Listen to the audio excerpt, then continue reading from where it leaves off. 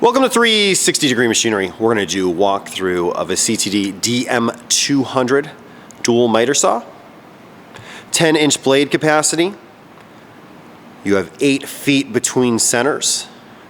So it'll be the center of the saw blades when they are facing each other at 90 degrees.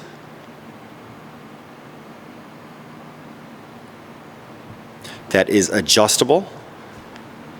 So you just come in here, you crank this handle to change your centers. Both saws will tilt towards each other up to 45 degrees. This unit is powered by 2 Balder 2-horsepower motors, 208, 230, 460 volt, currently wired 230 volt. We did replace both air cylinders.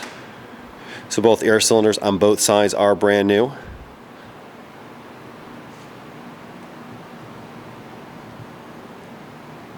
Go ahead and turn it on real fast.